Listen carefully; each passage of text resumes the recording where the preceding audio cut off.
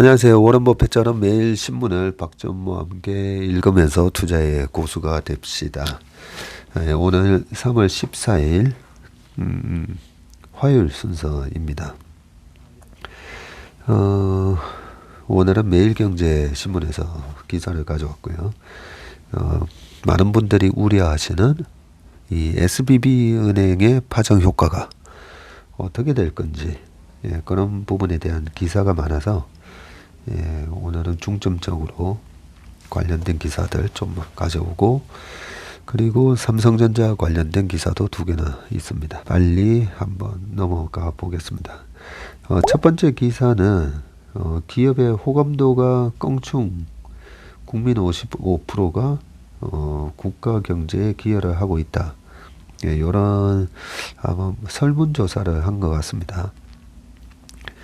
국내 기업에 대한 국민의 호감도가 10년 전과 비교해서 크게 올랐는데, 특히 기업의 사회 공헌 활동에 대해서 부정적이다, 국민 평가가 긍정적으로 바뀌었다는 분석인데요.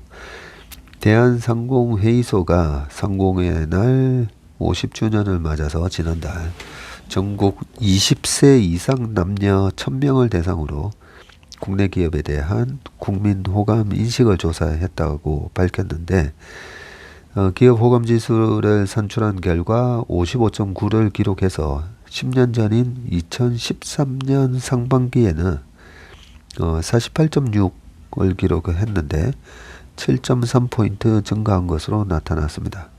이는 조사를 시작한 2003년 이후 가장 높은 수치라고 하네요.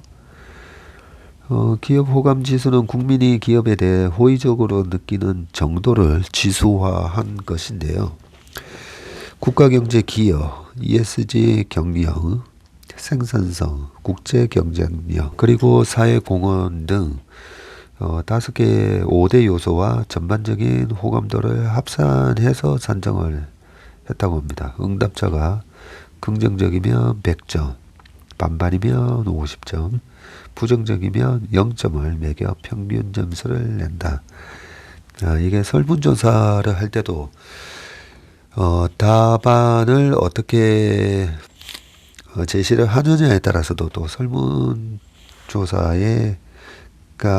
많이 좀 다르게 나올 수도 있습니다. 그냥 긍정적이면 100점, 반반이면 50점. 이렇게 하면 우리가 식당의 메뉴도 보면 3가지가 있죠. A 코스, B 코스, C 코스. 이렇게 만들어 놓으면 대부분의 사람들은 뭐 75,000원, 55,000원, 35,000원 이렇게 돼 있으면 중간 B 코스를 선택을 한다는 거죠. 그리고 2개만 제시를 해 놓으면 되게 갈등을 많이 합니다. 75,000원짜리, 뭐 55,000원짜리, 아니면 75,000원짜리, 35,000원짜리. 그렇게 했을 때 55,000원, 35,000원, 식당 입장에서는 55,000원, 35,000원 이렇게 해놓으면 아무래도 좀 가격에 대한 부담이 있어 보이면 35,000원을 많이 선택을 하겠죠. 반면에 75,000, 55,000, 35,000 하면 뭔가 접대를 해야 되고, 내가 뭔가 오늘 내가 한번 살게, 이런 사람들은 가면 일단 제일 비싼 거 해서 75,000원을 선택을 하겠지만, 그러지 않고 애매한 마음으로 온 사람들은 뭘 할까 하다가 중간을 선택을 한다는 거죠. 그렇기 때문에 이 설문조사를 조금은 더 약간 더 구체적으로 0, 25, 50, 75, 100 이렇게만 해도 점수가 좀 더 많이 올라올 것 같다는 생각이 듭니다. 지수는 5대 요소와 전반적인 호감도를 절반씩 반영을 해서 기준점이 50을 넘으면 기업의 호감을 가진 사람이 비호감을 가진 사람보다 많은 것을 의미한다라고 되어 있는데, 10년간 지수 변화를 보니까 사회공헌 활동이 40.9에서 53.7로 많이 올라왔고요. ESG 경영 실천도 23.7에서 36.5가 올라왔고요. 생산성과 기술 향상이 61.7에서 73.3, 그리고 국가경제 기여가 51.2에서 58.6 요렇게 이제 쭉 올라왔다라고 되어 있습니다. 반면에 이제 기업에 호감이 가지 않는 이유로는 국민이 준법, 윤리 경영, 미흡하고 요 부분이 이제 가장 많이 지적을 했다고 합니다. 그리고 일자리 창출 노력 부족, 소비자 만족 미흡, 사회적 공헌 미흡, 국가 경제 기여 미진, 이런 얘기도 있다고 하는데 기본적으로 저는 기업가들이 존경받는 사회가 됐으면 좋겠습니다. 저희 아버지도 어릴 때, 우리나라에서 정말 그 제조업하는 사람들은 전부 애국자다. 뭐 그런 말씀도 하셨고요. 실제로 제조업에서 우리나라에서만 이제 판매를 하는 내수 기업 있잖아요. 내수 온리 기업들이 있는 반면에 해외 시장 나가가지고 이렇게 해외 수많은 글로벌 회사들하고 경쟁을 해서 이 달러를 벌어들인다는 게 정말 힘든 거 아니겠습니까? 그죠? 그렇기 때문에 이제 제조업을 하는 사람들은 다 애국자라고 얘기를 하셨는데 제가 생각해도 그런 것 같아요. 그리고 기업을 한다는 게 그 드라마에서 보면 이제 그 무슨 재벌가 아니면 기업가를 사업을 하시는 분의 집안은 되게 이제 그리디하고 그죠? 탐욕적이고 인간성도 안 좋고 뭐 이런 식으로 이제 표현이 많이 되다 보니까 호감 지수가 좀 낮다라고 보는데 실제로는 그러지 않지 않습니까? 그죠? 기업 하시는 분들 어느 정도 성공한 기업을 뭐 10년 이상 이렇게 유지하는 기업을 만드신 분들 보면 인격적으로도 그렇고 대단히 엄청난 노력을 하시는 걸 알 수가 있고 회사에 대한 그런 책임감이라든지 애정이 뭐 자식 사랑보다도 기업이 우선일 정도로 기업을 경영한다는 게 참 어렵다라고 저는 생각을 합니다. 그리고 제가 기업가들이 좀 더 이렇게 존경을 받았으면 하는 이유가 그래야 뭐 창업도 많이 일어나고 그죠? 지난주에 기사에서도 읽어봤지만 우리나라 많은 사람들이 이제 대졸자들이 공무원 또는 공사 이런 기업에 많이 가려고 했다가 요즘은 오히려 그냥 그냥 노동직에 더 이렇게 지원을 많이 한다는 그런 기사도 있긴 했지만 중국도 그렇고 미국도 그렇고 좋은 대학 졸업자들이 창업을 제일 우선시 하는 문화가 되려면 그렇게 창업에서 이제 성공한 기업가들을 많이 우리가 존경해야 되고 기업가들도 마찬가지고 그죠? 기업가들도 또 사회적 책임에 대한 부분 그렇게 성공할 수 있었던 게 사회의 여러 가지 인프라나 그런 임직원들의 같은 노력 때문이니까 그런 부분들이 제가 봐도 굉장히 많이 좋아지고 있다고 보고 있습니다. 그래서 뭐 최태원 회장님, 이재용 회장님 보면 약간 이제 사회적 셀럽이 되고 있잖아요, 그죠? 그러면서 어제 기사 중에 하나가 이재용 회장께서도 익명으로 굉장히 많이 이렇게 기부를 하고 있다, 뭐 이런 얘기도 있었는데. 그 정도로 재벌 2세, 3세, 4세로 내려오면서 계속 이런 사회적 책임에 대한 인식이 많이 달라졌다고 보고 있습니다. 기업가가 존경받는 사회가 됐으면 좋겠습니다. 그 다음은 이제 삼성전자가 200명 중소기업 파견 나비 효과라고 이 기사가 있어서 이게 뭔 기사인가 해서 봤더니 한국형 디지털 제조 혁신 사례 산업재해 감소 효과가 6배 달하고 원가 절감률 성과도 2배 넘어 금호 조침 생산성 증대 놀라워 이렇게 돼 있는데 대기업 참여 상생형 스마트 공장 도입 성과라고 중소벤처기업부에서 나온 표인데 생산성과 매출이 증가하고 원가랑 산업재해는 확 줄었다 이거네요. 우리 회사에 파견 나온 삼성전자 엔지니어들이 공장의 작고 사소한 비효율을 찾아 개선 조치를 취했으며 이를 통해 생산 소요 시간을 절반 이하로 줄일 수 있었다. 경남 김해에 위치한 낚싯바늘 제조업체 금호조침의 김학유 대표는 지난해 중소벤처기업부 중소기업중앙회 소개로 회사에 파견 나온 삼성전자 엔지니어들을 접한 소감을 이같이 밝혔다. 금호조침은 현재 약 60개국에 낚싯바늘을 수출하는 세계 5위 건소기업이지만 생산 환경은 회사가 처음 설립됐던 1976년 모습 그대로였다고 하네요.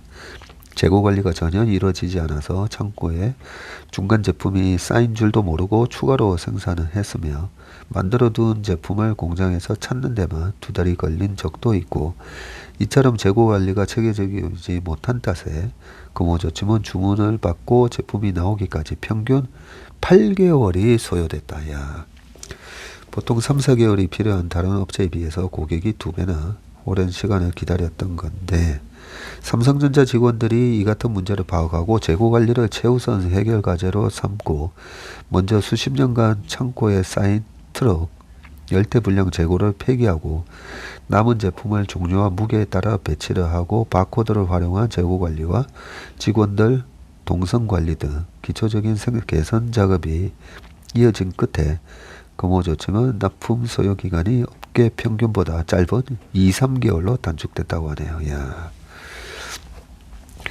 김 대표는 삼성전자 엔지니어들이 자동화나 복잡한 기술을 가르치기에 앞서서 재고 관리부터 시작해서 의아하게 생각했다고 말했고요. 처음에는 특별하게 보이지 않았던 노하우들이 하나둘씩 모여서 실제로 생산성 증대로 이어진 사실이 놀라웠다고 합니다. 광주의 삼성전자 정밀금형 개발센터에서는 3D 스캐너를 동원해서 낚싯바늘 설계도면을 제작을 했고요.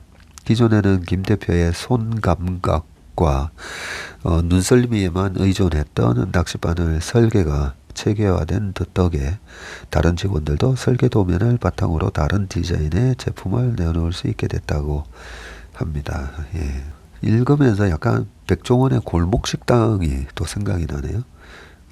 백종원 선생님, 예, 그렇게 돌아다니면서 골목식당에서 주방부터 이렇게 체크하잖아요. 이렇게 주방부터 이렇게 체크해보면 확실히 이제 효율성, 생산성, 요 개념이 없으신 분들이 많더라고요. 그죠?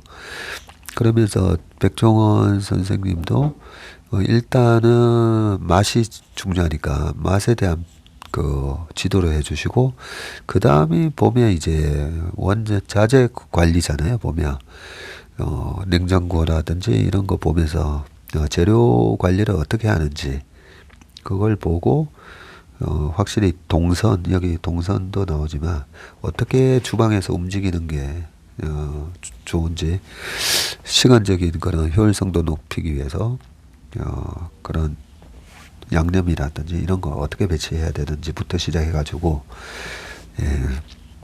식당에서 이제 서빙하는 것까지 그런 얘기를 해주시는데 좋은 얘기를 듣고 많이 개선되는 분들이 있고 그 중에 한 20%는 꼭 얘기한 대로 또 안 하시는 분들이 있어서 혼나기도 하고 그런 걸 봤는데 이걸 보면서 제가 이렇게 제조 과정에 있어서 재고 관리라든지 생산 관리에 대한 노하우를 전수해서 좋은 기업이 됐다고 해도 제가 약간 걱정이 되는 게 결국은 금융을 잘 모르는 거죠.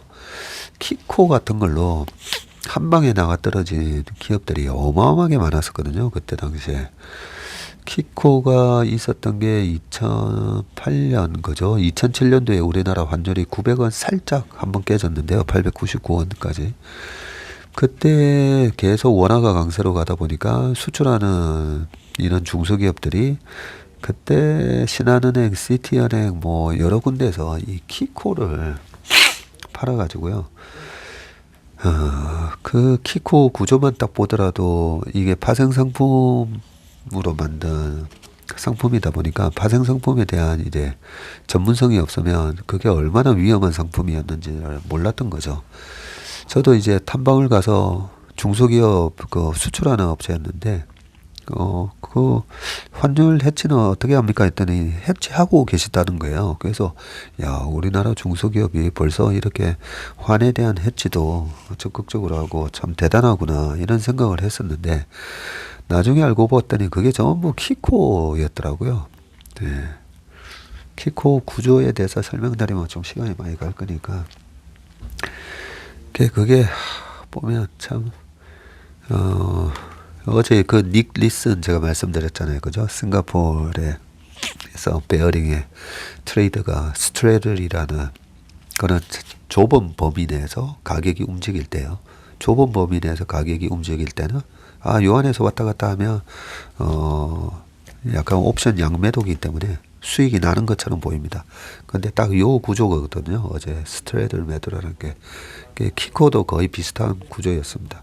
요 범위를 벗어나잖아요. 900원에서 1000원 정도의 이 범위를 벗어나면 엄청나게 이제 된통 터지게 돼 있는 그런 구조였는데 그런 상품으로 뭐 2000억 날리고 뭐 160억 날리고 700억 날리고 그때 엄청난 손실을 났잖아요. 그죠? 그 생각이 들면서 여기 중소기업 중앙회 소개로 돼 있다고 하니까 중소기업 이 중앙회 저희 회사가 7층에 있으니까 이분들 만나서 우리 중소기업 분들 대상으로 제가 금융에 관한 무료 강의를 좀 해드려야 되겠다는 생각을 잠시 했습니다. 여기 중앙에 보면 2층에 보면 그 강의실이 꽤 많거든요. 그 강의실에다가 정기적으로 뭐 한 달에 한 번씩 한다든지 해서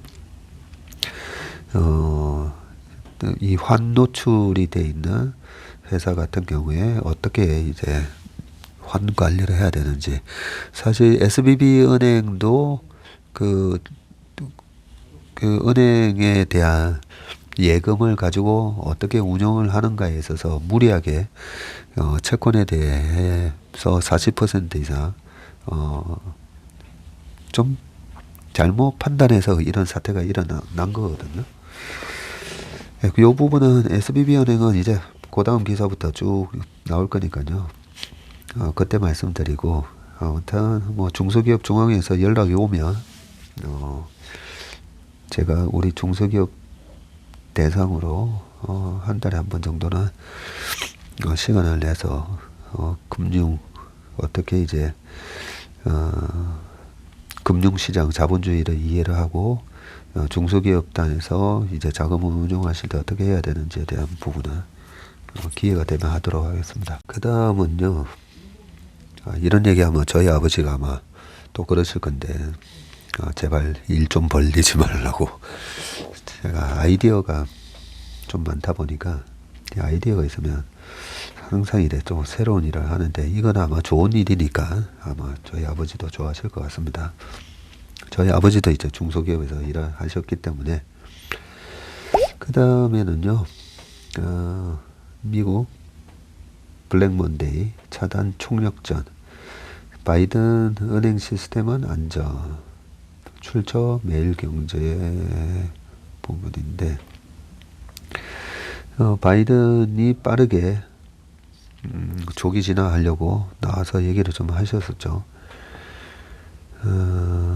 13일 워싱턴 DC 백악관에서 열린 기자회견에서 실리콘밸리 은행 파산과 시그니처 은행의 폐쇄 사태에 대해서 대통령께서 발언을 하고 계시고, 이날 은행 파산 사태가 재발할 가능성을 줄이기 위해 의회에 규제 강화를 요청할 것이라고 말을 했다고 합니다. 그러면서 이제 이 은행들에 예치돼 있던 고객의 예금을 전액 보장하겠다고 밝혔죠. 아울러 추가적인 은행 파산을 막기 위해 금융 규제를 강화할 뜻을 내비쳤는데, 그럼에도 불구하고 은행 주가는 왜 빠졌는지 조금 이따가 제가 설명을 드릴게요. 지난 10일 이후 주말 동안 미국 내 2개 은행이 파산을 하자 월요일 아침 개장 직후에 미국 은행 산업이 안전하다고 투자자들을 안심시켰는데요. 월요일 오전 9시부터 약 5분간 짧게 진행됐다고 합니다.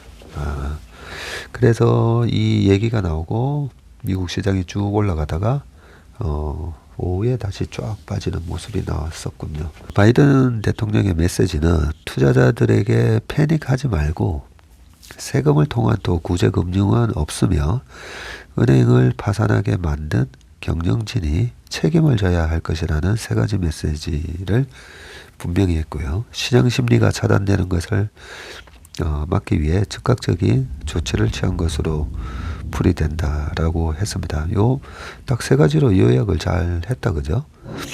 여기 보면 패닉에 빠지지 말고 뱅크런 하지 말라는 거죠.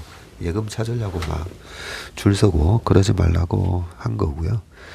다 전액 보장을 할 테니까 예금자들은 동요하지 말라.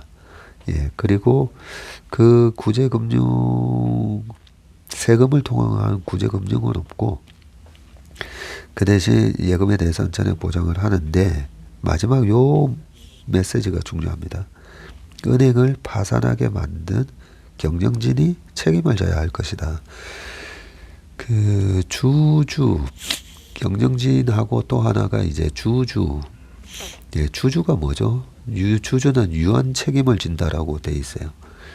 내가 투자한 금액만큼 회사가 망하면 그걸로 끝인데 유한 책임을 지는데 무한 책임을 지는 경영진 같은 경우에는 경영진의 과실이 인정이 될 경우에 고의적인 과실이 그러면 경영진한테 그 회사가 입은 손실을 다 물어내라 이럴 수도 있는 거죠. 근데 주주는 내가 들어갔다가 경영진이 경영을 잘못해서 손실이 나면 그 손실 난 내가 투자한 금액만큼만 손실이 나는 겁니다. 예, 그런 차원에서 SBB 은행은 분명히 경영진이 자금 운용을 잘못한 거다라고 제가 채플민에서도 말씀드렸잖아요. 그죠? 그 베어링 은행도 마찬가지고 그러면 그 베어링의 닉 리슨이라는 사람을 관리 감독을 해야 될 경영진도 잘못했죠. 예, 잘못했으니까 그걸 그 베어링의 닉 리슨과 경영진이 잘못한 걸 거기 손실을 국가가 보전을 해주면 안 되잖아요. 그러니까 영국도 그때 베어링 은행을 그냥 날려버린 겁니다.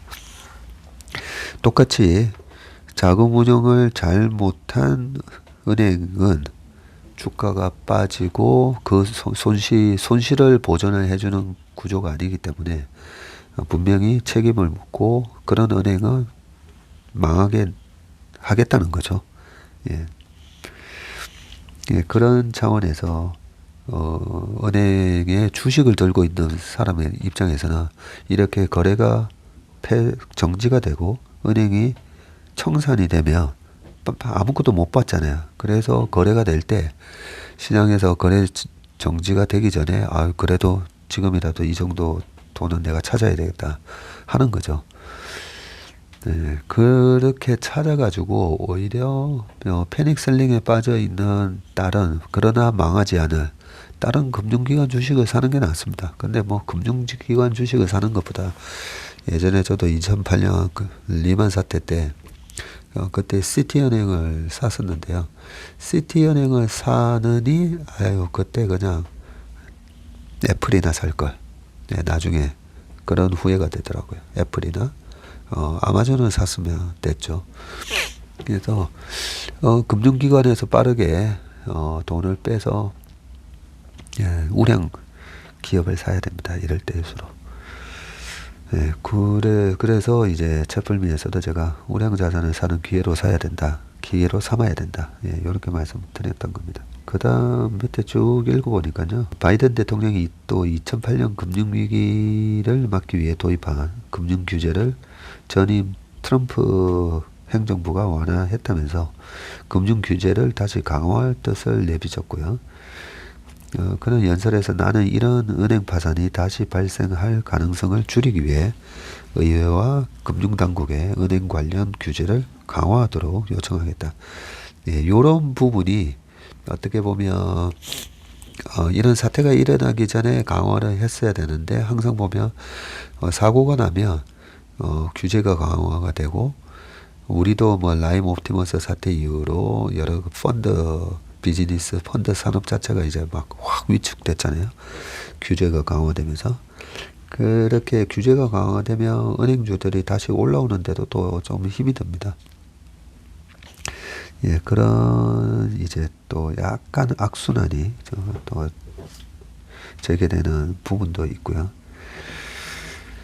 그 SBB 파산 사태와 2008년 세계 금융 위기 비교라고 해서 표가 하나 지금 작성이 돼 있는데 2008년 금융 위기의 그 원인은 미국 부동산 가격 하락에 따른 서프라임 모기지 부실 그리고 조치가 그때 당시에 기준금리를 대폭 인하하고 연준이 재무부와 양적 완화 정책을 실시했죠.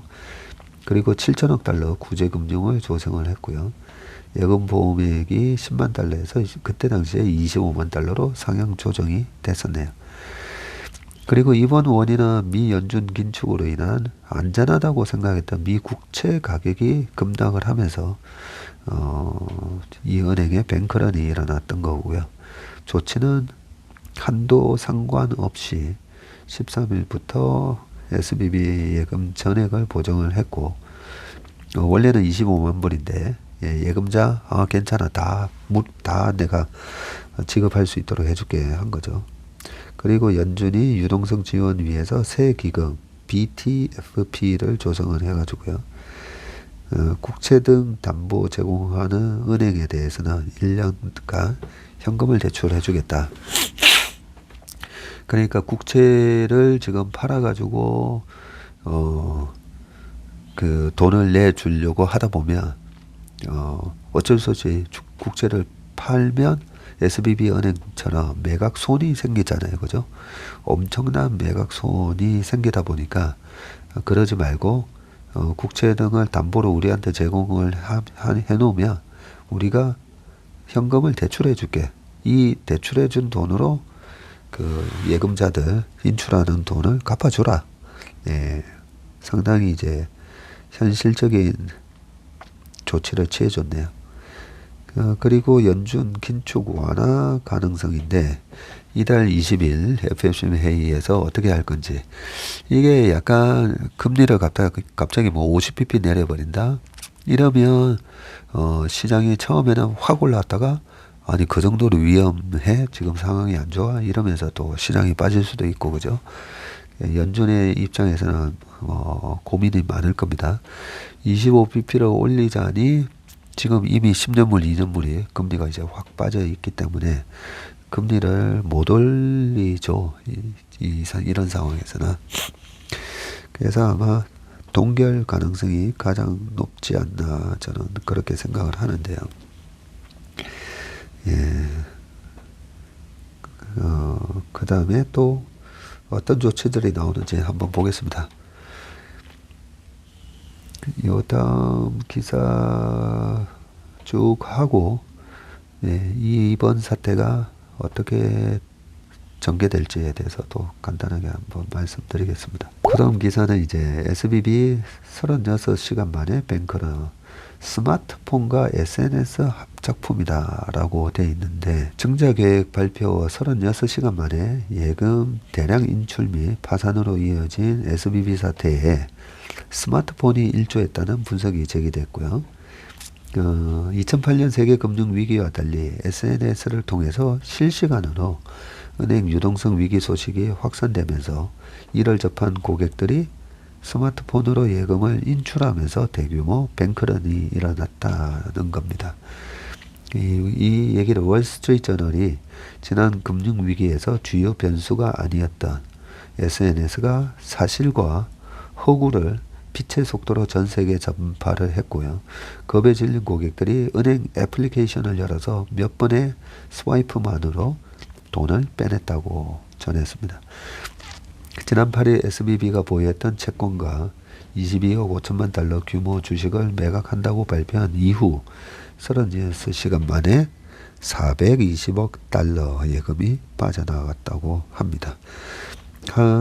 보유하고 있던 채권하고 뭐 주식 팔아가지고 돈 좀 마련할게라고 했더니 야, 이 은행 문제가 생겼나 보다 하면서 오히려 마련하고자 하는 돈의 한 20배 넘는 예금이 순식간에 이제 빠져나갔네요.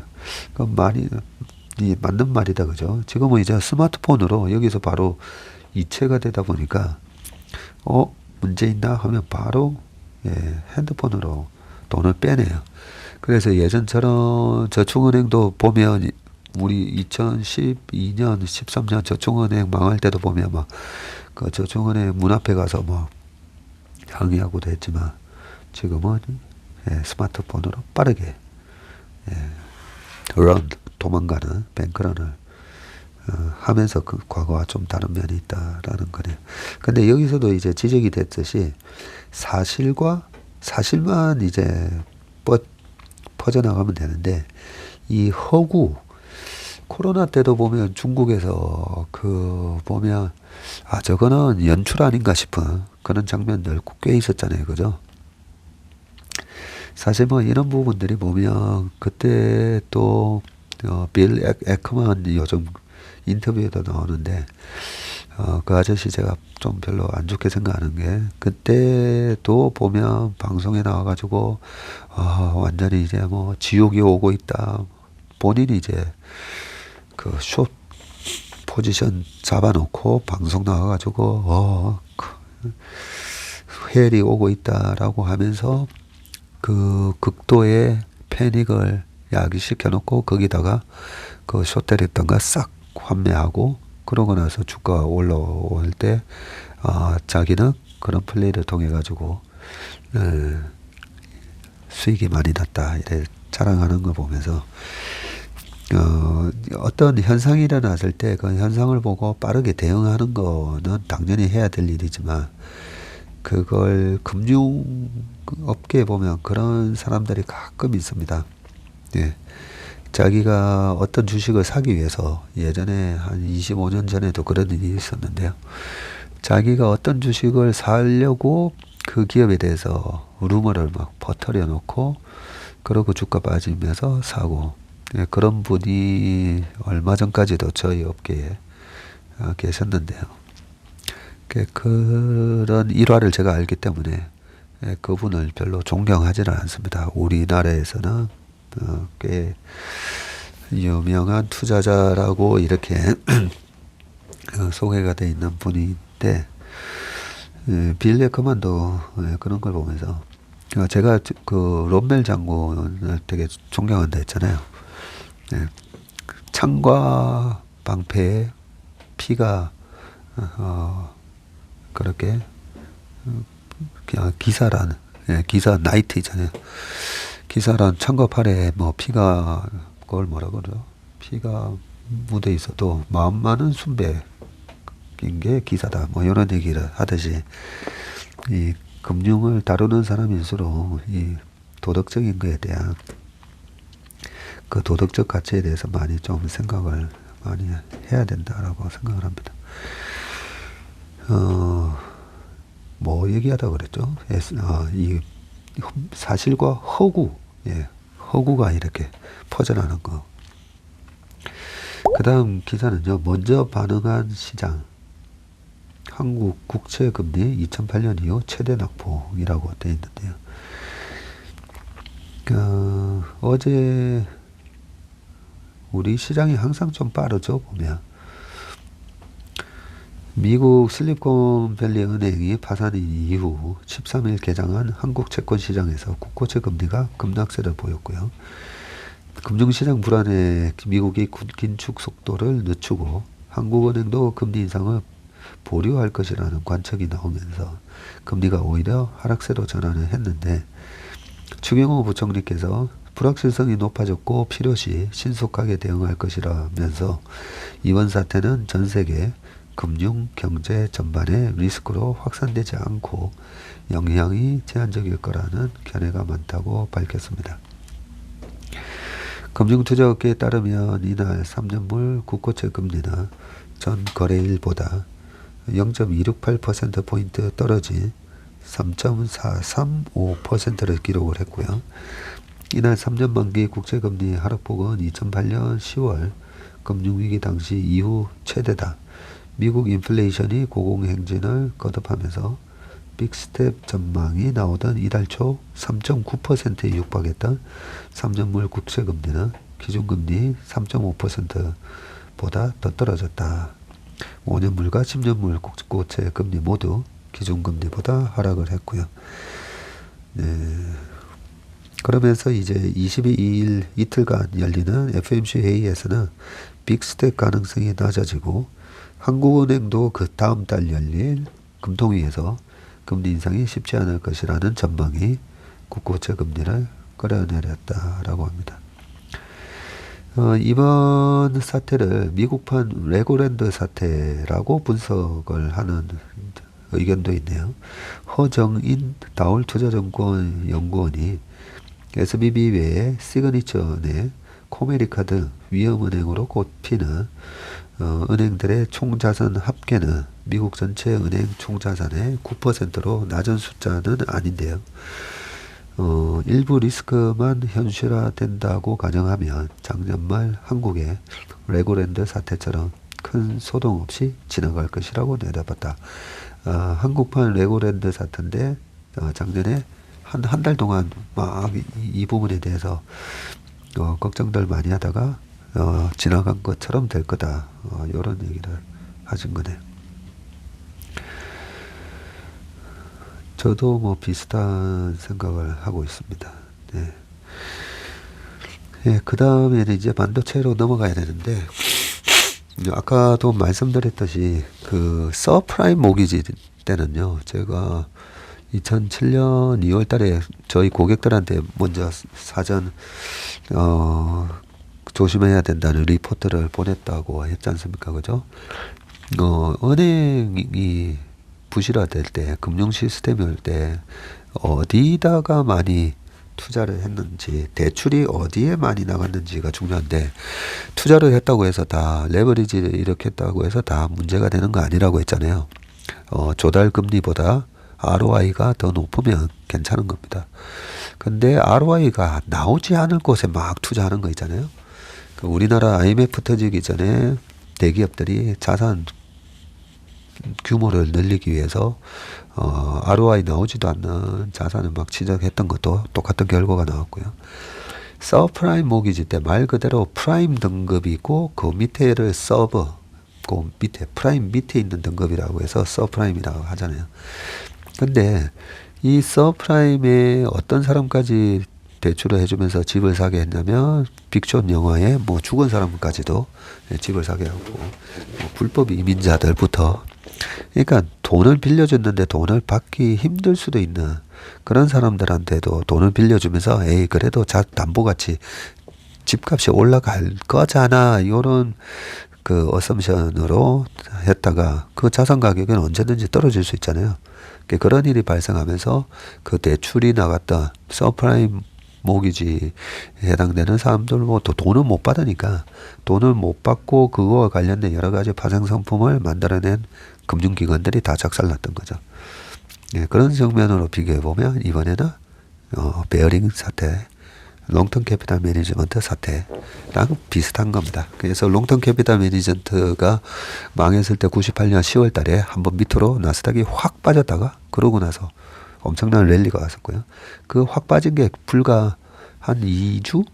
예, 그러고 나서 그냥 빠르게 회복했습니다. 그래서 여기서 어떻게 대응해야 되는가 가만히 계시면 됩니다. 혹시 자산을 가지고 계신 분들, 중국에 있는 후배가 어제 저희 형님도 전화 오고 상해에 있는 후배가 이거 금융위기 상황이니까 이 현금화해야 되는 거 아닙니까? 뭐 이런 얘기를 했다고 해서 어젯밤에 저희 형님하고도 한 30분 넘게 통화를 하면서 말씀을 드렸는데, 예, 가만히 계시면 됩니다. 우량 내가 가지고 있는 게 SBB 은행이나 그런 부실한 은행이 아니라면, 예, 여기까지 하고 반도체로 넘어가야 되는데, 반도체 요 기사는 시간이 다 됐으니까 그냥 확인해 보세요. 꽃샘추위 반도체 주식 봄은 언제 재고 줄며 2분기에 업황 개선.